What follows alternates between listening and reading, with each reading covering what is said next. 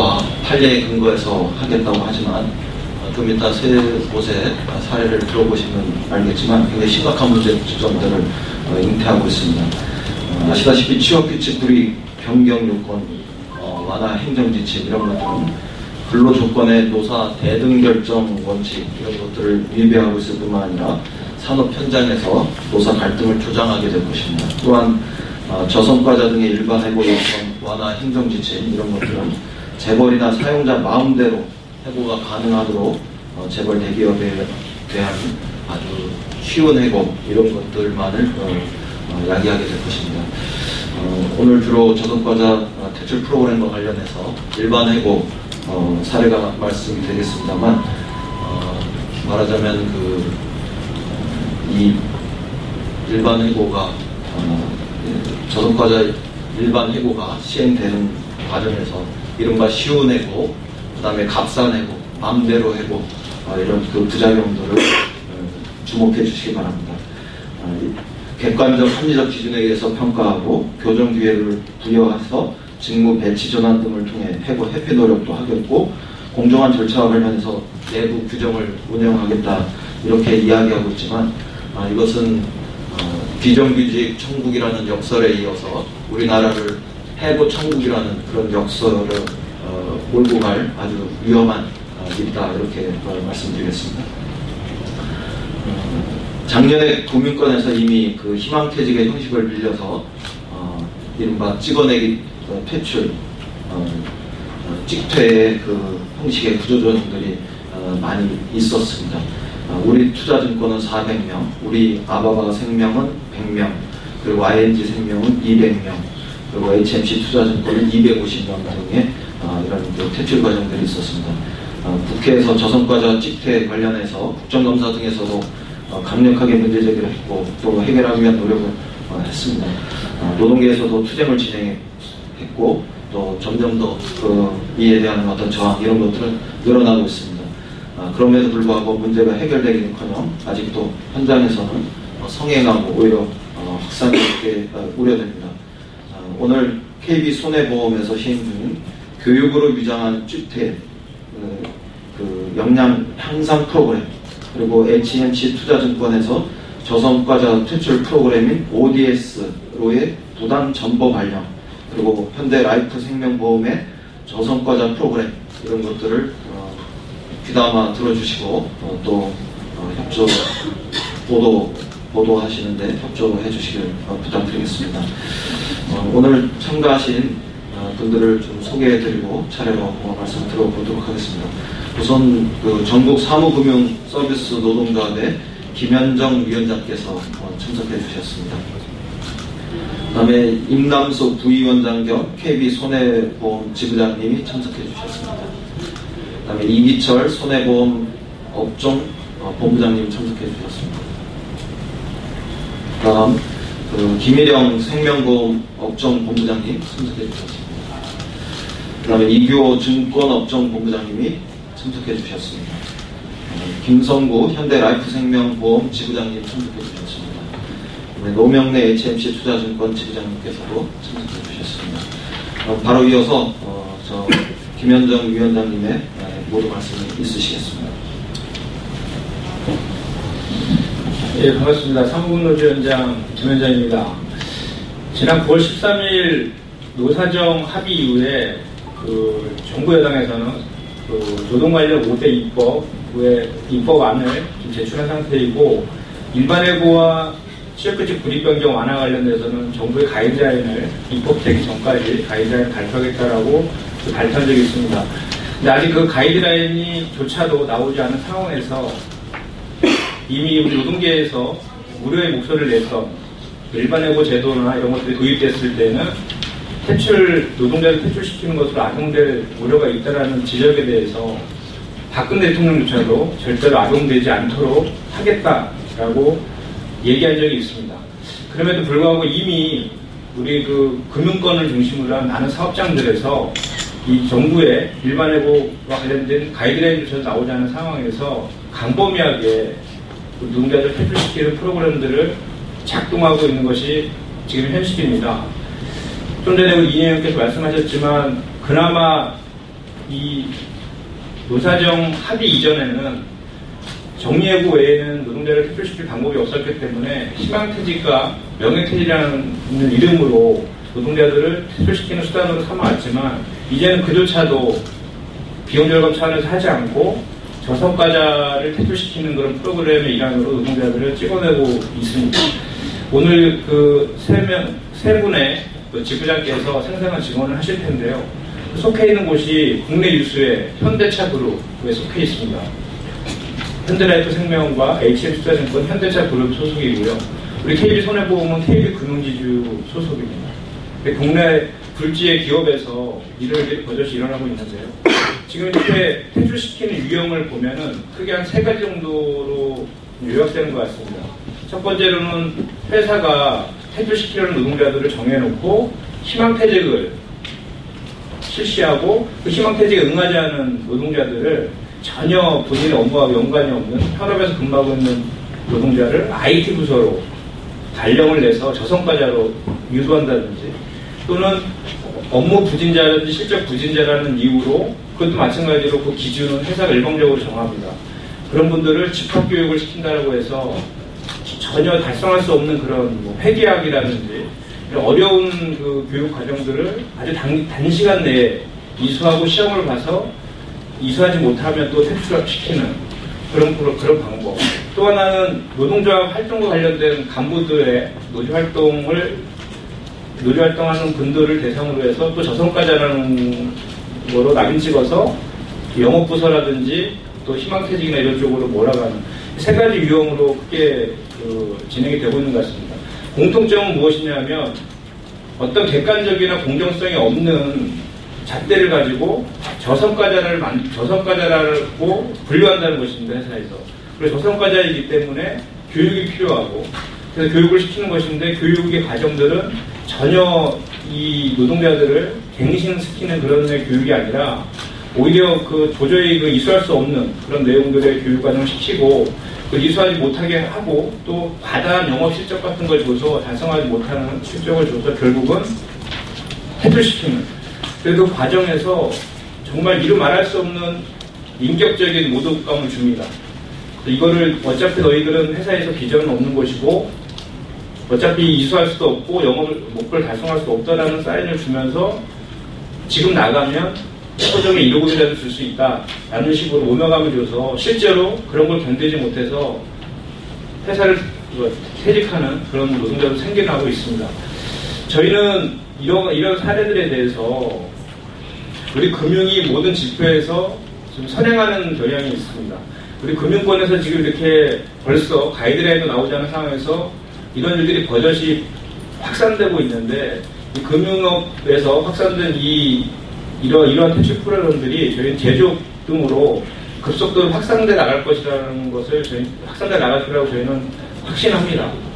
그래서 이미 그 노사정 합의 이후에 노동시장 그 구조 개혁의 내용들이 이미 그게 시행됐을 경우에 나타날 대한민국 내에서의 파장들이 이미 이렇게 가이드라인에서 나오는 상태에서 선제적으로 나타나고 있는 것에 대해서 우리는 주목하지 않을 수 없습니다.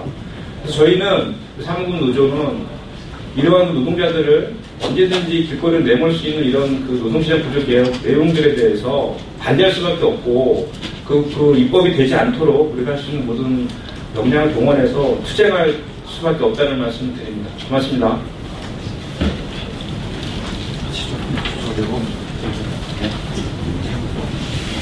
네, 안녕하십니까. KB손해보험 지부장의 김남식입니다.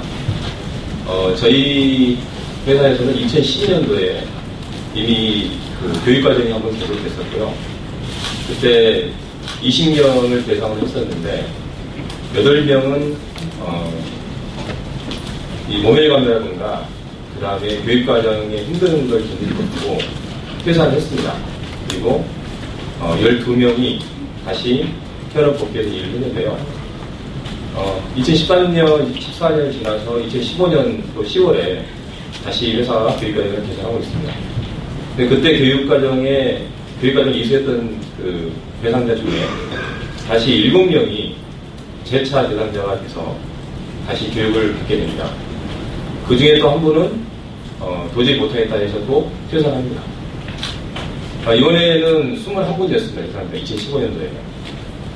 근데 그 중에서도 2분이 또 퇴사를 합니다. 교육과정을 이수하기 힘들다. 도저히 모멸감이 되어서 못하겠다는 그 생각을 가지고 있었고요. 회사가 이걸 공식적으로 인사관련을 했기 때문에 회사에 있는 모든 직원이 알게 됩니다. 그 교육과정에 소송하는. 그래서 이미 회사에서 찍혔다. 그래서 도저히 모멸감이 들어서 회사다니 힘들다라는 인식이 광범위하게 퍼져 있고요. 저희 노동자 입장에서 보면 회사도 교육과정을 도입하기 전에 사전에 저희는 교육과정 내용을 단협상 통지하게 되어 있습니다. 근데 그런 절차적인 어떤 그 과정을 거치지 않았고요. 또 이번에 그 교육과정 중에 하나가 뭐가 있냐면 전직 프로그램이라는 게 있습니다.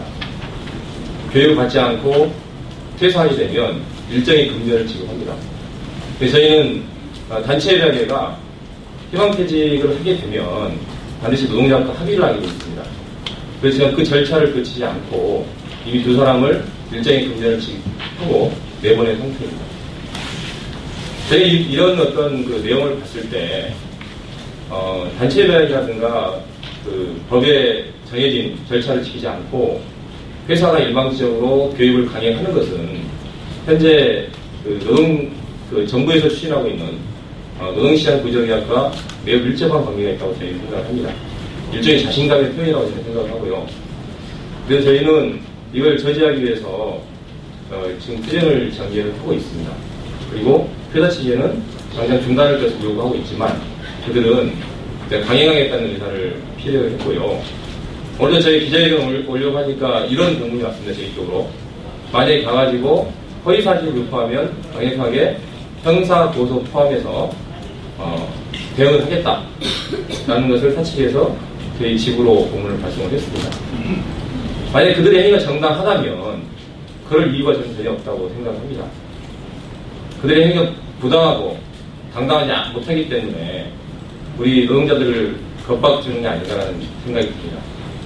그래서 저희는 이런 제도는 특히 일반의 고용권을 지금 도입하려고 하는데요. 반드시 저지해야 한다고 생각합니다. 저희 지부도 이 교육이 회의될 때까지 끝까지 투쟁하겠습니다. 예, 감사합니다.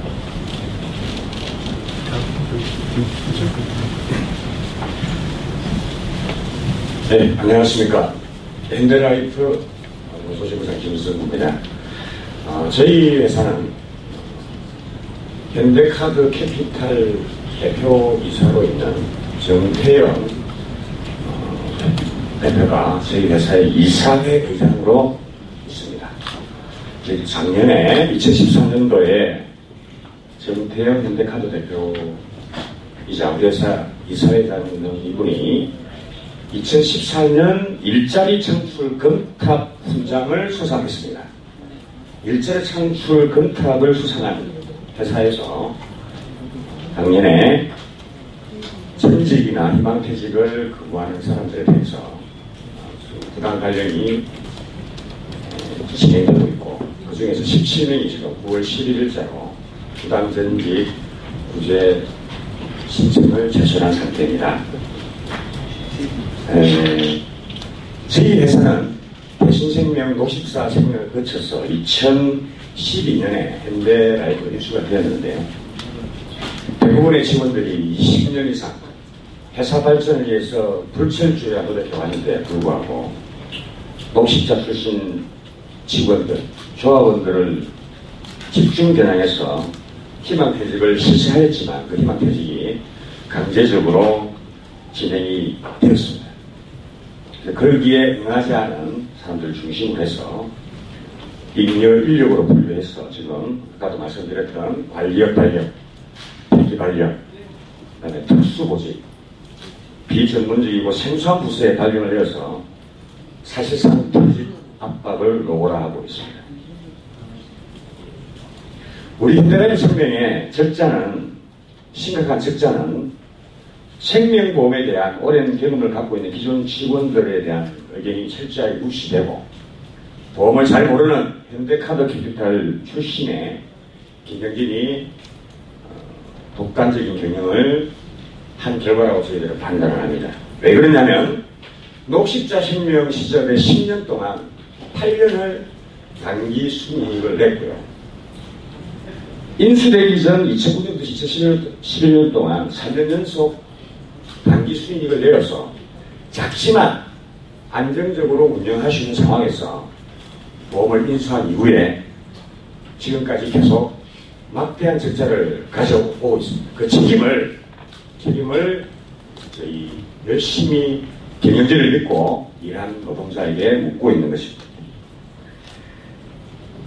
또한 최근 저희들은 대만의 푸본생명과의 2,200억에 대한 합작 결정이 되었고 지금 금융위의 승인을 기다리고 있습니다. 그러면 실제 2,200억이 투입이 되어서 우리가 합작을 한다면 향후 적자 구조를 개선하고 재무 구조를 개선해서 희망찬 미래를 열어나가야 합니다. 그러기 위해서는 필수적으로 노사 화합이 되어야 되는데 불구하고 지금 이런 식의 발령이 지속된다면 앞으로의 미래는 어두울 수밖에 없을 것입니다. 그리하여 저희들은 대만 푸문생명의 전략적 재해 결정과 맞물린 이 시점에서 이런 문제들을 적극적으로 해결하고 이러한 회사 인사 조치가 박근혜 정부가 시행하고 있는 일반 해고의 법제화가 같이 맞물린다면 향후 상당수의 우리 직원들은 일반 해고를 당할 수밖에 없는 그런 처절한 상황이기에 오늘 기자회견의 장에 나선 것입니다. 그래서 저희들은 당사에서 회사의 적극적인 정상적 발령을 내기를 촉구하면서 또 사무금융서비스 노동자의 다른 지부와 함께 이 투쟁을 적극적으로 해치려 나가고자 합니다. 감사합니다.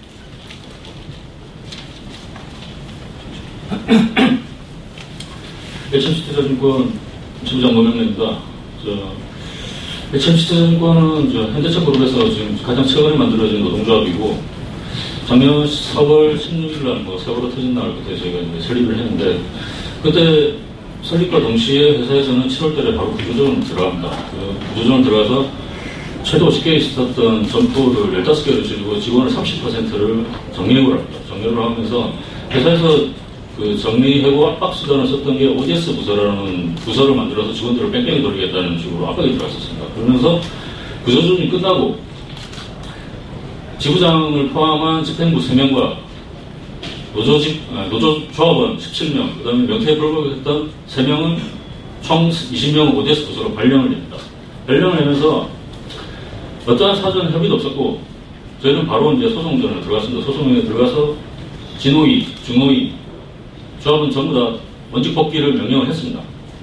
명령을 했지만은 HMC 사측은 그 불복하고 바로 행정소송에 들어갔습니다. 이 소송전이 언제 끝날지도 모릅니다. 그 과정에서 지금 직원은 명태까지 불복했던 직원이 지금 벌써 퇴사를 했습니다.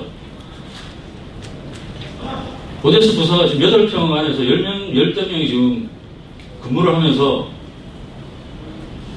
직원들과의 차별, 모욕, 이거 말할 수도 없습니다, 지금. 근데 회사는 저성과 프로그램이 아니랍니다. 이 회사가 새로운 먹거리를 위해서 만든 조직이랍니다. 이뿐이 아닙니다. 지금 정부에서 계속 저성과 직원들 퇴출, 그 다음에 식규칙 불이익 변경 이런 거 얘기하는데 저희 회사 같은 경우는 식규칙 불이익 변경이 두 번 있었습니다. 2013년 12월 대법원 통상임금 판결 나기 일주일 전에 저희 회사가 600%에 달하는 고정상여금을 변동상여금으로 변경을 합니다. 그때 당시 서명자가 897명이었습니다.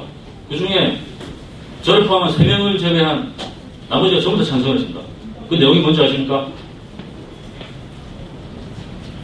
고정상여금을 변동상여금으로 바꾸고 저성과자한테 30%에 달하는 그 상여금을 삭감하겠다는 겁니다. 그 과정에서 지점장, 팀장, 이 자료들 다 의사부에 올라간다. 고립받지 마라. 지점장 보는 앞에서 사인해야 됐습니다. 그걸 누가 반대를 합니까? 그리고 올해 회사는 무슨 짓 한지 아십니까? 저성과자한테 학자도 무리금, 의료비 지급 안 하겠답니다. 그거 통과됐습니다. 그 과정에서 심상정위원실에서 녹취록 공개했지만은 지점장, 센터장 앞에서 직접 사인을 강요했습니다. 그래도 회사는 아무 문제 없답니다. 지금 노동법도 불리한 상황에서 이 지금 박근혜 정부가 지금 변경하려는 노동법은 개혁이 아닙니다. 이거는 계약입니다. 계약. 이게 통과되면은 기존 노조 다 죽습니다. 신규 노조 저희 아직 단입 안 돼 있습니다. 30차례가 넘는 1년 6개월 동안 30차례가 넘는 교섭을 하지만 회사에서는 인정 못하겠답니다. 인정할 수 없는 조건을 내세우고 그걸 가지고 계속 돌고 있습니다. 이 상황에서 노동계약 때문에 어떻게 될 것 같습니까? 신규 노조 못 만듭니다. 기존 노조 다 죽습니다. 이거를 왜 모르십니까? 저희 HMC는 2012년부터 매년 자살자가 나왔습니다. 작년에 한 직원이 지점에서 목을 맸습니다. 그런데도 법은 노동부에서 원직 복귀를 시키라고 명령을 하면 뭐합니까? 이 상황에서 정부가 지금 가이드라인을 준다고요? 칼자를 그냥 주는 겁니다, 이거는. 제발 부탁인데, 여기 계신 모든 분들, 이거 막으셔야 됩니다. 우리 노동계뿐만 아니라 전 국민이 다 들고 일어나셔야 됩니다. 이상입니다. 네, 헌법 32조, 근로조건, 법으로 인간의 존엄성을 보장하도록 법으로 정한다는 정신, 그리고 근로기준법 23조, 정당한 이유 없이 해고할 수 없다는 정신, 그리고 근로기준법 94조, 취업규칙 등의 그 불이익의 변경이 있을 때 보조나 과반수 노동자들의 공의를 얻어야 한다는 이 정신, 이것이 제대로 지켜지는 것이 우리 사회의 평화와 또 건강성 이런 것들을 지켜나가는 점이라는 점을 강조하겠습니다. 그리고 기자회견문은 이미 배포해드렸기 때문에 별도로 낭독하지 않고 이것으로 기자회견을 마치겠습니다. 많은 협조 부탁드립니다. 감사합니다.